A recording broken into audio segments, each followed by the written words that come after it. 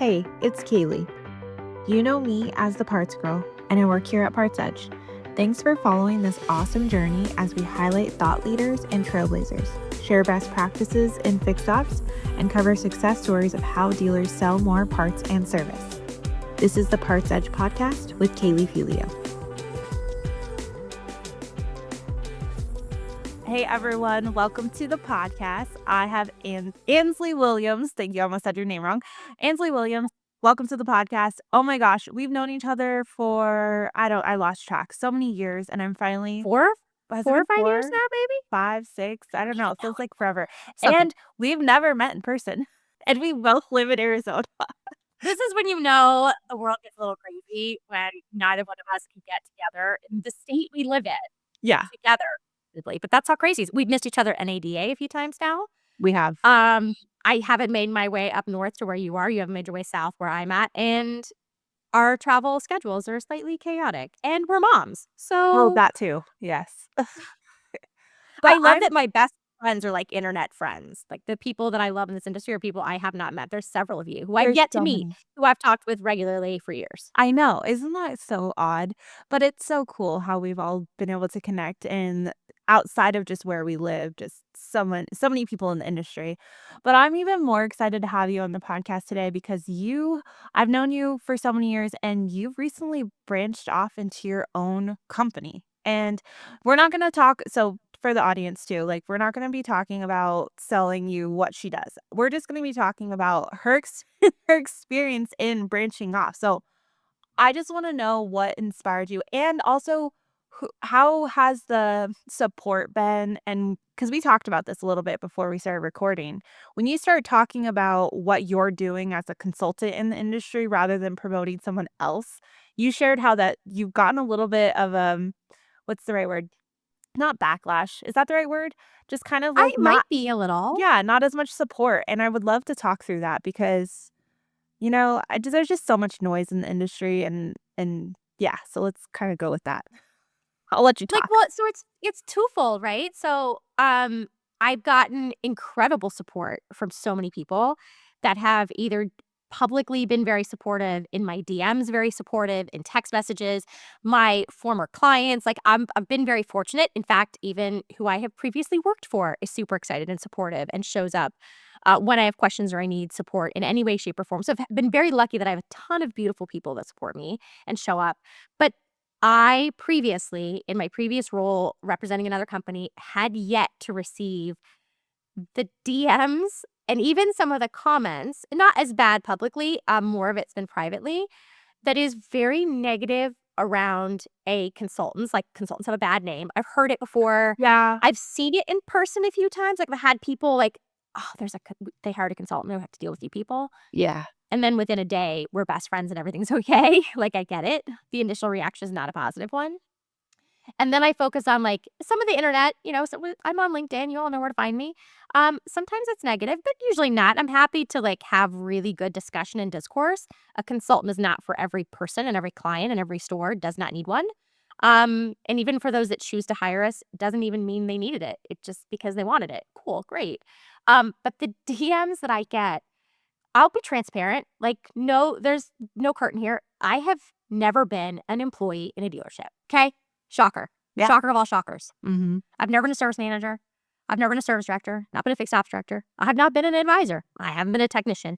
Don't ask me to pick up a wrench. It will not go well for anyone.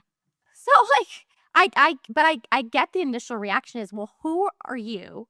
What audacity do I have to charge clients to come in and give them advice and tools and resources to make their service department more profitable, to give their people more training, to help them with systems? Wait. Can we talk about how many years you have worked in this industry, though? Oh, yeah. So I've been almost 5 years in now. Okay. And we're talking like drinking from a fire hose. I showed up. Yes. And it has been nonstop for 5 years. And working in dealerships. Like you're not like me where I'm very much remote. I'm not going into dealerships. So you've been in the trenches with these stores. So I understand where you're coming from when you like share. Well, I haven't worked at a dealership, but I wanted to back you with that. You've been in the trenches. You just Yeah. But that is where I learned, right? Mhm. Literally on the drive, in the office, at an advisor's desk, in the shop with technicians for the last 5 years. And wouldn't you say that's inspired you to listen to all the feedback, and that's inspired you to create not only the consulting that you're providing, but the technology? Because you do have a level of technology, and I don't think people realize that. But I have so many questions. But wouldn't you say getting that feedback from all those years have inspired you to create what you're doing now? So, yeah, what I was finding is, okay, so a lot of what I come in and do in stores, whether that's with my company and previous companies, it's basics. It's 101. We're not talking rocket science. Sometimes it takes somebody being in the dealership with you to see what maybe you haven't been able to see, or you haven't been able to push across the finish line with your GM or your ownership, right? Everybody has different stories and why they weren't able to get where they wanted to go. But I also noticed that there was this disconnect between what we saw as consultants from your data. I hate the word data, but it is what it is, right? What you're doing in a store from a numbers perspective, how service managers understood it, how advisors understood it, how GMs and owners understood it. Like, no one was talking necessarily maybe the same language, even though we use the same terminology. And I wanted to find a way to provide insight into dealerships as if, hello, consultant is looking at it every day. And how we approach it might be slightly different than the day to day, because you, as a service manager or a GM or an owner, have about a bajillion other things that you're responsible for. That I, as a consultant, get to say, not under my house. Like, I don't have to deal with that. I'm just here to do this particular project, help you with this. And then I get to sort of wash my hands of all the other nitty gritty you have to do. So I wanted to find a way, how do I package up what we look at and what we see, provide it in a way that you don't have to have me on site. You don't have to have me training you to understand what you're looking at and to go do something with it. And so, yeah, it was a component of, how do I provide more without the expense of a consultant, or less of a consultant, or, yeah, all the fun things. And I'm a tech nerd. I'm a data nerd. You I are. like You're numbers. such a data nerd. When I have looked at the stuff you produce, I'm like, it's incredible. And I know being with PartsEdge for so many years, we get put into the box of consultant, and, I just don't understand why it's gotten such a bad name, but also, I guess because there's so many, and then dealership just get so frustrated with this expert that's coming in and gonna tell you how to do it when it's like, "Who are you to tell me how to do it?" kind of thing, so, I don't know. Why do you think they get But such a some of bad it's rap? fear-based, Yeah. right? Like, what are you coming in here to change? And for some, for most of the service managers I've worked with, and directors and fixed ops directors, they're really smart people. Like, nothing that we're bringing is maybe groundbreaking. We might teach a few things we hadn't looked at, because, in the 5 years I've been doing this, I've been in so many dealerships, whether that was evaluating them or actually on-site helping them. I've learned a lot. I've seen a lot that gives me a little bit of a different perspective. I come from outside the industry. There's a different perspective. But most of these guys and women, right, totally know what they're doing. Maybe they just need a little bit of help or guidance, or maybe they just need somebody to back them from the outside to be like, yes, this is what we need to be doing. But until you, like, it's a trust factor, right? Consultants, like, you don't know who we are till we're there. There's a joke. I'm sprinkles and glitter. I have a client of mine who, like, she's literally like sprinkles and glitter. And somebody's like, that doesn't sound very fun. And I said, no, because glitter gets everywhere and you can never get rid of it. Welcome to working with me. Oh I'm a my little bit god, of I sweet and didn't I'm a think little bit of about that. crazy. Like, you're a little bit of Yeah, sweet in we the get into what? everything. We're a little bit of sweet, but I get into everything. I'm chaos personified. Um, but, like, I put a little shiny bright spot in everybody's day, and you will find the remnants of me and what we would have collectively done together long after I've left, which is fun. But yeah, if you can't really get rid of me, you don't really want to. You don't Maybe you want to. do. I don't know.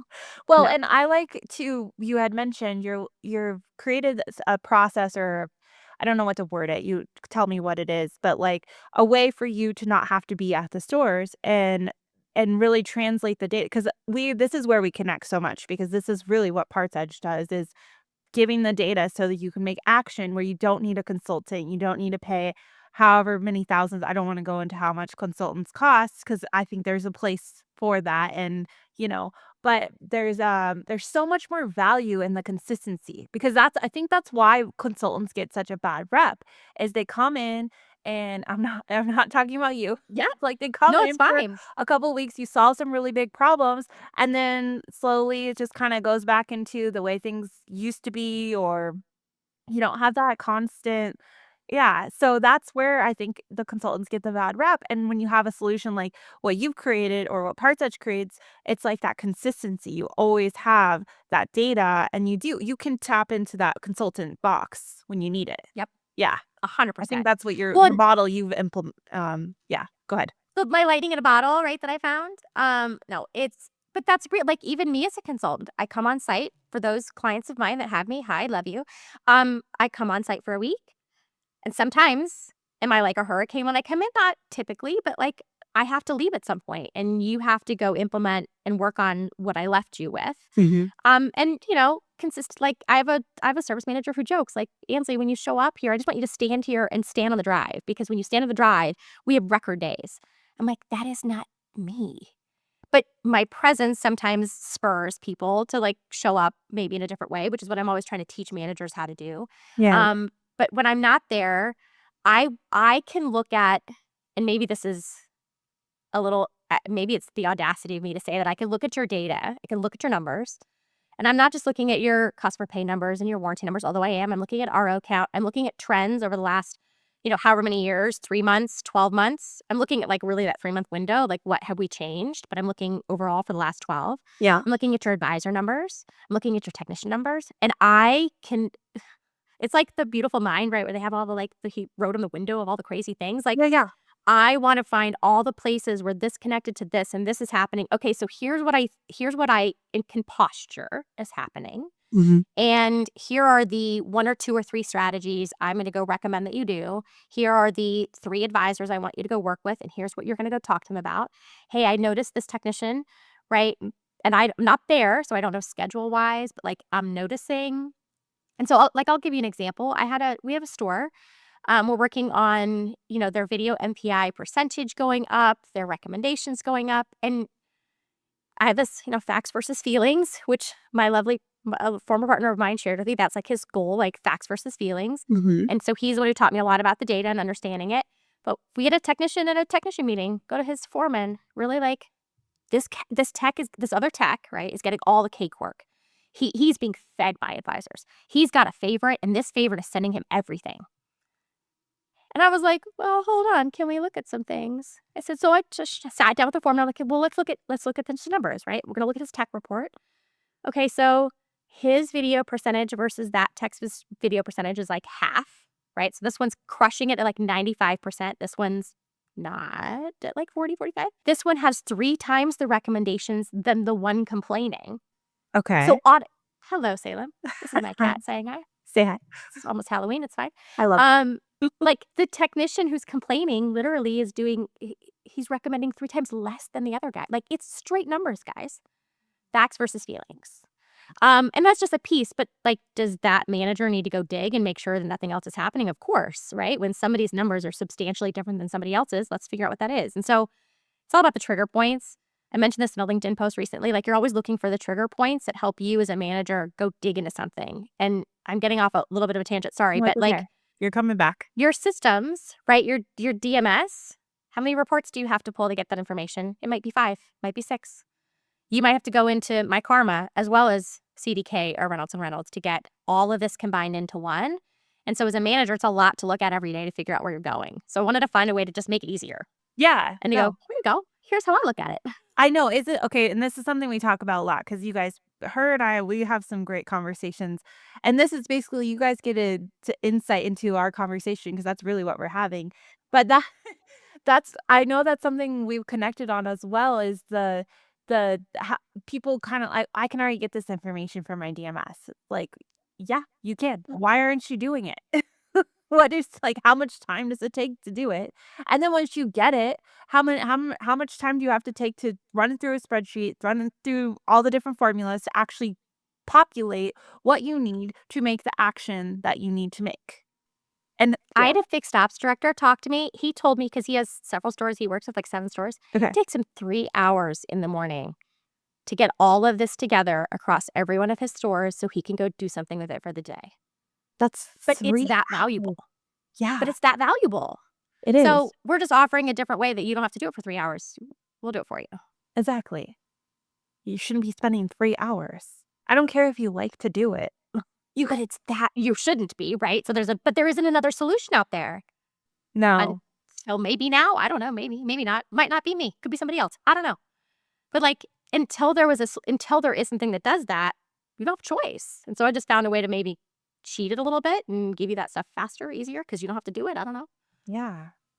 That's It's crazy. that valuable. But it is valuable. So, okay, so going how long has it been since been on your own?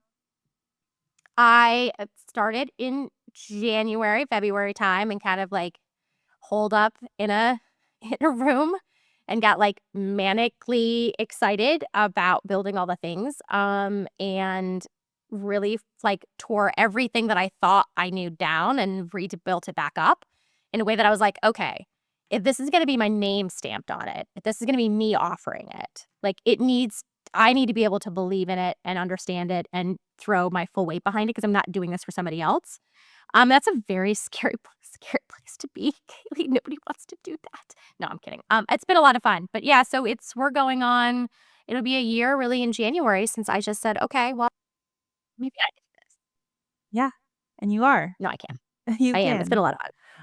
I think that you've grown so much in the last year since, the years I've known you. You're happier, you're more you're doing exactly what you wanna do and what you saw the opportunity was, and you don't have anyone really holding you back from it. Not no I know, but badness it's on also terrifying. No, that's It's completely I would never terrifying. do that. No, good job for You you. know, but I have a soon to be 18-year-old daughter at home who, for my entire career prior to even this industry, I used to be in sales, right? So my daughter, I would say 10, 15 years ago, we would sit around the table and she'd wanna know who I sold that day. "Mommy, how many payroll services did you sell?" It's back when I sold for Paychex a bajillion years ago. "Mommy, how many did you sell today?" And then it got to a point later in life when I was going after enterprise accounts, she knew the account names of those clients or prospects I was going after. She knew their names. That's awesome. "Hello, Corbin Electric." Like, my daughter be like, "Did you get Corbin's?" "No." So here we are now, right? She's getting ready to head off to college, and we talk all the time about what I do. I travel a lot for work, right? I travel on site. I do on site consulting still on top of all of this. And, she wants, if I'm going to be gone, like, is it worth it, mom? Like, what do we collectively as a family getting out of this? And it's really cute because she's very excited for like the day that she gets to come be an employee of mine. Like, That's mom, so cool. are we there yet? Can we do that yet? And it's really neat for me to like show my daughter what's possible. And she's been through a lot of it, right? The good and the bad of the last several years of doing this and being a consultant and the ins and outs of like doing this is not always glamorous. It's not a glamorous life. I love it. I have the most fun doing what I do. But I have to have fun if I'm gonna sit down at the table at the end of the night with my daughter and go, yeah, it was a good day. Yeah. We're doing good things. These are fun. So anyway, that's my I it's love been I it's love worth it, that. but it That's takes so a bit. worth it. I'm so and I've always been inspired by you because I have a younger daughter, and so, like, I would love for her to be 18, sitting at the table, like, wanting to be involved in what I'm doing, and She's I going to be. I feel she is going to be because oh my gosh, this Yep. girl and her not that I'm, like, a crazy negotiator, but she is so manipulative, like No, they are so headstrong. This generation, like, they know what they want and they're going for it, and I, like, embody more of my daughter than she does of me these days. I know, it's insane. So my daughter went to the store with my mom over the weekend. My mom had to run an errand or something. So they get in the store, my mom tells me the story. She's like, "Yeah," she was like, Grandma, I haven't gotten anything in a while. I really think I need this." Like, it was, like, something she saw. I was like, "Oh my god, I just bought her shit the other day." Like, I bought her new Girl, pants like, because it's fall, like teach me the things, little one. Like, I am not I we joke about, like, the audacity I have, like, I don't have any near that audacity. I want to have No. that kind of Just audacity. to Let's work on ask. that. I guess that's what it is. They just asked what they want, and they're like I have another story where she went to the store with one of my friends, and she already has rollerblades, but she saw these other ones she liked, and so I warned my friend, I was like, "She's gonna ask you for shit." So, She's gonna do it. she's gonna do it, and she was like she was so, like, not whiny and complain she was just like, Can you check what size are on my shoe? Can we make sure?" Because she was like the deal was like, "I'll take a picture," but she was like stopped her to make her allow her to try them on or, like, check the shoe size. Oh my gosh. I'm here for this. Teach me your ways. Yeah, That's teach me. H hilarious. Tell her to teach You're me. in trouble. I am We're trouble. both in trouble. Like, this is what happens when you raise girls. I'm just telling you. For anybody out there listening that has daughters, And you can this is what it's completely like. help me because you already raised I mean, you're still raising, you never stop raising, but No, but she's off to college. Like, we're like, kid is 18 in like a month, and we're like, that's okay. insane. Like, we're doing the big girl stuff now. She bought a Yeah. couch. Like, we're ready. Wow. She's How does that preparing make for you college feel? next Like, I year. just feel like you're so young.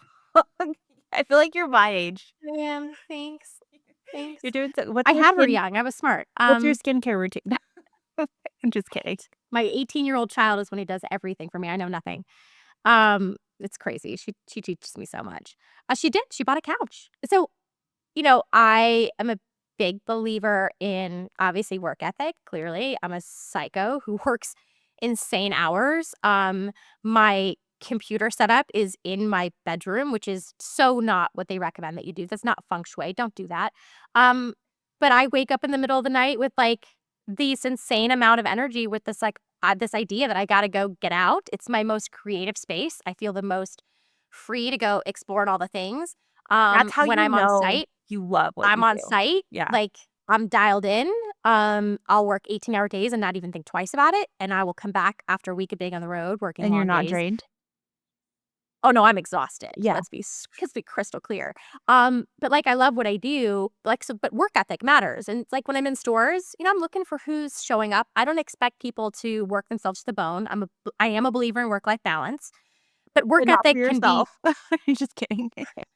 No, stop it, Kaylee. We don't have time for that. No, we do. We do. I have good balance. I'm trying. We all try. We But all like try. work ethic matters, like show up. And so like my daughter has insane work ethic and I think that I'd like to believe part of that is how I raised her, but I think it's also what she saw in her parents in growing up and what she expected out of us and how we've provided for her and we've been honest about it. But insane work ethic. But this she also is like, okay, I want to spend this hard-earned money I have on my future. She's got it all planned out how she's going to pull this off before she goes off to college. Really? If she got planned for how she's paying for college. She's got scholarships. Like, Wow. what? How did I raise that? That's But like, amazing. also, yay, Yeah. great. It's all gonna be fine. I think that's such the right way to do it instead of like, I don't, there's no, okay. I struggle with this, like actually sharing how I feel, but I think there's something wrong when you just hand your kid over, like, here you go, here, we're going to pay for college. I just don't, they just don't appreciate it. I just think it's a complete waste of money when you're like, hey, we saved all this money for you and you're going to go to college. And it's like, that's not even what your kid wants. I really thought, like, I didn't want her to work in high school. I didn't want her to work in college. I wanted her to enjoy that time before she has to go out into the workforce. I did not have a final say in that, clearly, because she works and she works almost full time. And I could not be more proud of the path she chose. And looking back now, I'm like, hey, I'm glad it worked out the way it did. I'm glad she chose to do those things because I am so immensely proud of her and grateful that that's the path my parenting took, even when it wasn't my original intention. No shade to those who can do it. Cool, do it. Yeah. But That's I had why I this feeling struggle. like, Like, yeah. but my kid, right? She's like, I don't want your money. I don't want you to do it for me. I don't want you to, for her sake. I don't want you to own any part of that future for me. Like, I Yeah. don't want to feel beholden to you Mhm. because you gave me money. And I went, That now I'm not one who tends to hold that over her head. Like, but that's a real that's a feeling. very real feeling we Yeah. all have in some way, right? When somebody pays us, we feel very beholden to them. This goes to your clients, the people you work for. Like we feel beholden to them because you provide for us. And there has to be somewhat of a line sometimes where we have to teach ourselves that somebody very wiser than me recently was like, just because they pay you doesn't mean you owe them anything. Now that's for a kid. There's no way she's going to be able to separate the two. But like for us as adults, I was like, oh, okay, I have to learn some things. Because that's hard. That's hard, right? I feel like I owe you something but you paid me for the thing I gave you, so I don't owe you anything more outside of what that was. But I certainly struggle with that. So Yeah, I Welcome would. The inside of my brain. to welcome to we went so many different directions with that answer. Like, oh my This is gosh. why we can't talk, Kaylee. We just do this all day. Craziest Oh, conversations. Welcome back to the automotive world. Hi. yeah, we're here. Okay, so I don't even know where to go with that. There's so many things I can say, but I think what you shared was perfect. The way that, as parents with kids, if you can do that, you can do it. But I think the way you did it, and you didn't even really mean to do it, because of course, we have the intention. We want to save money for our kids and set them up. But I will say from my experience, because I didn't have that option, I had so much more grit and so much more drive because I knew I had no one to fall back on. So, I just think I think this generation that we're raising, we're, like, putting them in this, like, we're, like, sheltering them and, like, "Oh, we're gonna protect." No, we need to throw them out there to experience it. We Well, and I think cannot shelter for me, them. like my kid has seen me struggle. Like I'm a single mom. Uh Now I there's this weird controversy on the internet right now about like who's allowed to call themselves a single mom. What do you I mean? share custody with her father, so therefore I'm I'm confused. supposedly not a people are apparently if you share custody, you can't be a single mom. Whatever, crazy talk. Okay, so I share custody, cool. I'm still a single mom, thank you. And so like, but I haven't always. I don't have a college degree. I have had the craziest chaotic career path that makes 0 sense to anybody, but makes all the sense in the world for what I do now. And I know that's a crazy segue into that, but like I've worked in a lot of industries. I've managed teams when I was very, very young and very inexperienced. I managed teams when I was older and had a lot more experience. I've managed teams where they weren't even employees, but I had to rally several hello, Salem, thank you again. Rally several different individuals who are not actually employed by me, but I have to help them turn into selling rock stars. Like I've had I've worked in television, I've worked in private aviation, I've worked in web development. I've obviously been in Fortune 100 sales. I've sold HR, I've sold payroll, I've sold, but like, welcome to the world, right? Um, I've been a corporate trainer. It I completely have makes sense what you're doing now.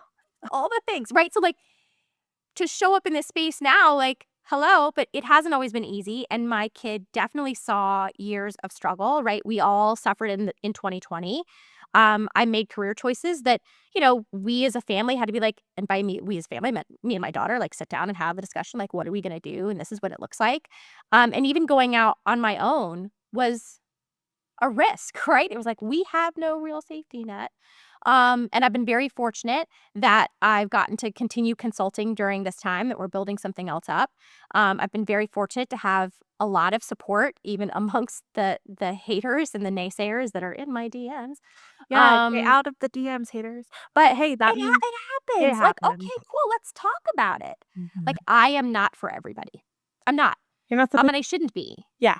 That's why there are a ton of other consultants who have different different skill set than I do that are perfect for you.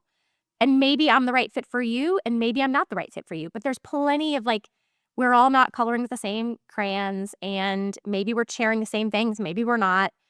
Everybody has something valuable to lend to this industry. Yeah. And the more that we can be supportive of one another, the better it's going to be overall. Mhm. Like my kid has seen me struggle and we've had to struggle to like get to this place. So like who she is now, thank God. Like I'm glad we struggled. I'm glad it was Yeah. hard.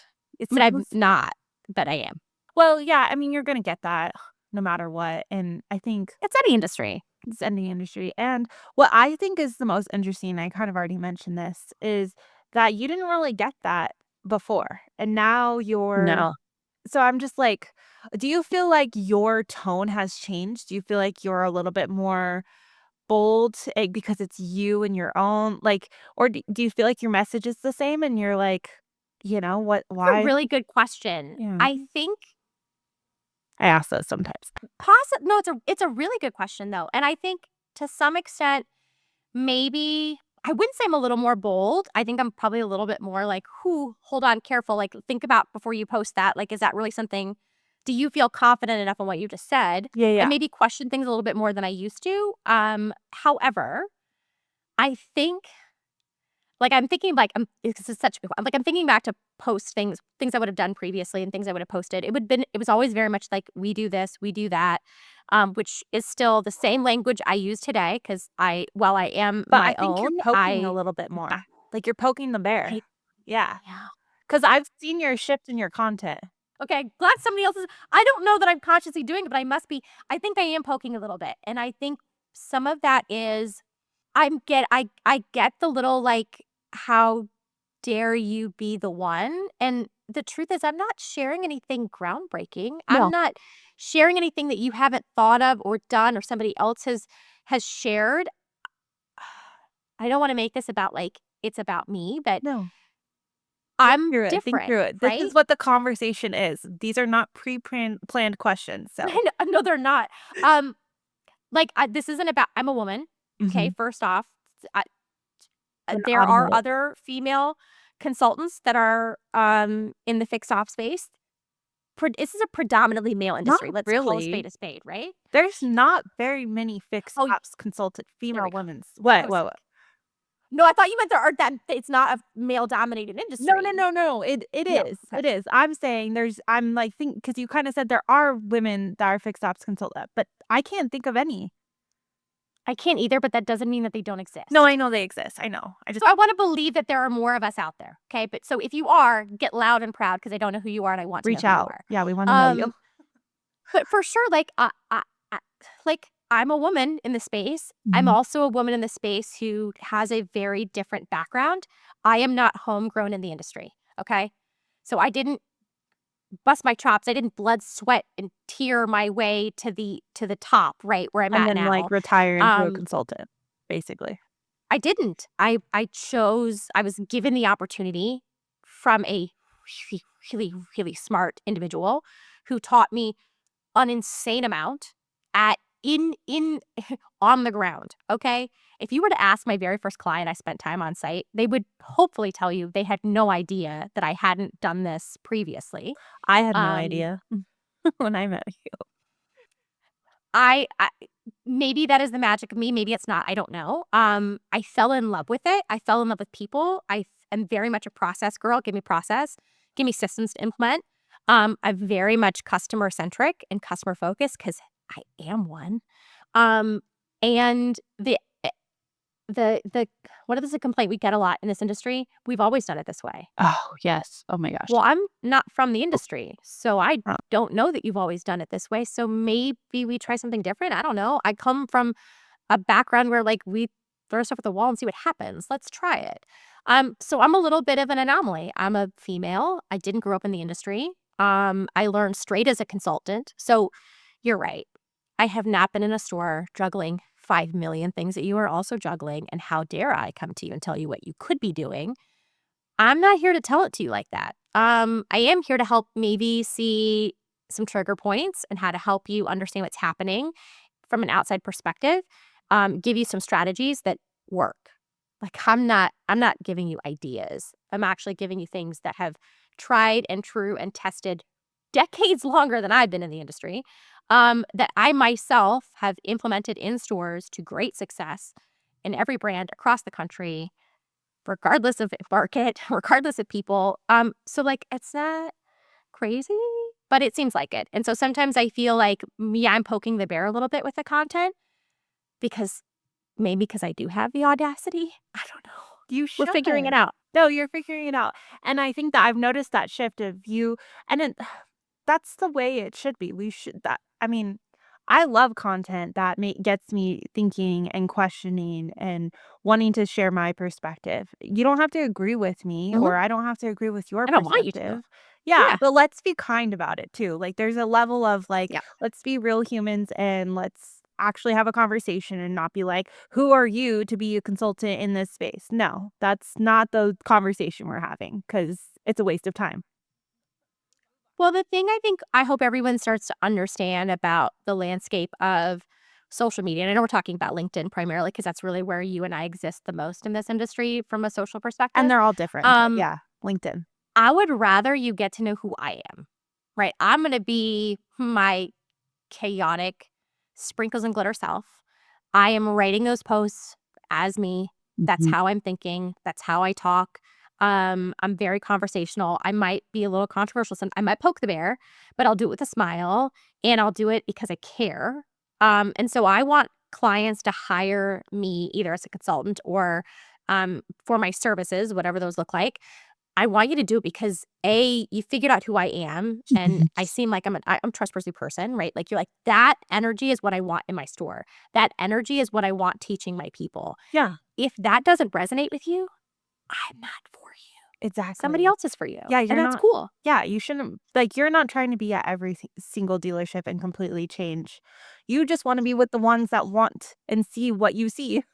And that's the most but those are the most fun. Those are the most fun partnerships. That's when we get to do some really cool stuff, and I am so blessed by the clients I've had and the relationships I have to this day with people that I've met in the dealerships, and the text messages and the phone calls and the emails and the calls I get from advisors, technicians, managers, owners, GMs that are like excited to share like the next stage of where they are after we've stopped working with them for years. Like it's super excited about what the future holds for me in that space, but like definitely for them. But it's about the people. At the end of the day, like I'm here for your people as much as I am there for you. When that throws some people off, they don't really like that so much.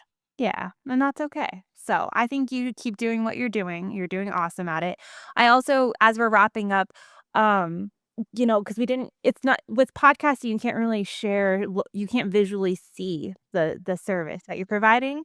So, I want Yeah. to encourage anyone that's listening to reach out to you to see what you're doing with the data because Yeah. I'm like, what's the word? Because I'm not as much of a data nerd as you, but I love when things are organized and clear and look good, and that is what you've done. Visually appealing data. Visually appealing. Crazy. Yes. And I want to help us find a way. I've heard the philosophy that virtual just does not work. Virtual is not as powerful as in person. And that's probably true to some extent. I'm not going to pretend like it's not. But the next stage However, of where I'm going wait a is how minute do I though. give more virtual? Yeah, because yeah, and we should talk about this more because if you really think about it, PartsEdge 30 years ago was founded off of that idea. Of course, in person is more impactful, but how can we make it so that the funds that you're investing in this is more valuable? Because yes, you're going to get a better interaction being there, but we've never gone to source.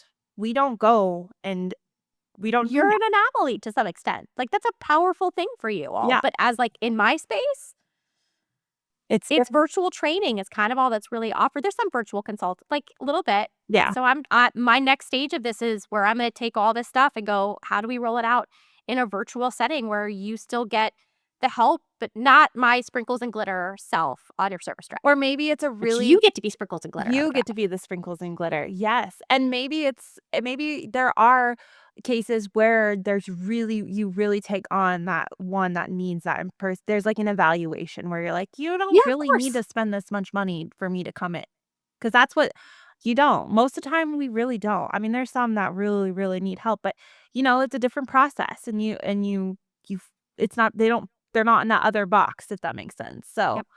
Oh, I think there's two schools of thought, right? Like I can be more DIY with support and help and people learning along with me.